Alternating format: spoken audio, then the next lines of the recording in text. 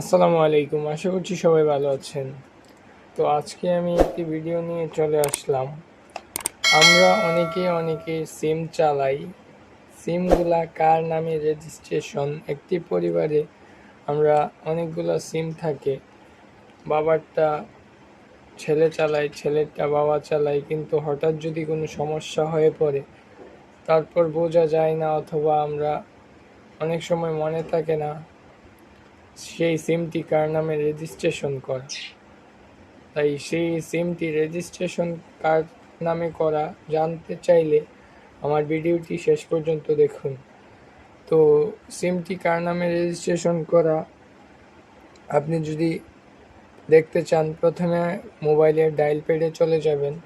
চলে যাওয়ার পর যে কোনো একটি মোবাইল হলেও চলবে, বাটন ফোন হলেও চলবে, সমস্যা নেই। আপনার ডায়াল প্যাডে যাওয়ার পর আপনার নামে রেজিস্ট্রেশনকৃত একটি সিম যে মোবাইলে লাগানো আছে সেই সিমটিতে চলে যাবেন। চলে যাওয়ার পর আপনার ডায়াল প্যাডে লিখবেন *16001#। তারপর আপনার সিমে ডায়াল করে দিবেন।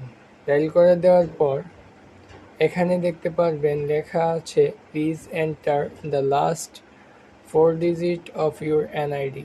আমি কি জন্য বলেছিলাম আপনার রেজিস্ট্রেশনকৃত সিমটি ব্যবহার করবেন। এখানে দেখুন, এখন বলছে এনআইডি কার্ডের লাস্ট 4টা ডিজিট দেওয়ার জন্য।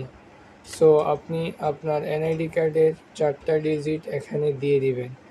আমি এখানে আমার এনআইডি কার্ডের লাস্টের 4টা ডিজিট দিয়ে দিচ্ছি।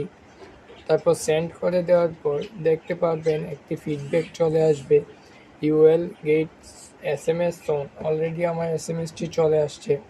আমি ওকেতে ক্লিক করে আমি SMSটি ওপেন করছি।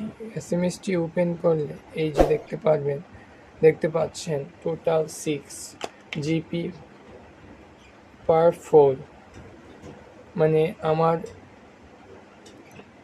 এই এনআইডি কার্ড দিয়ে টোটাল 6টি সিম রেজিস্ট্রেশন করা আছে।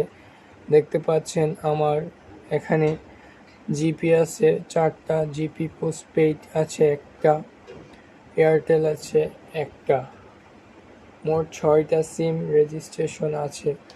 এখন দেখতে পারবেন আপনারা, এভাবেই দেখতে পারবেন আপনারা কার নামে সেই সিমটি রেজিস্ট্রেশনকৃত রয়েছে।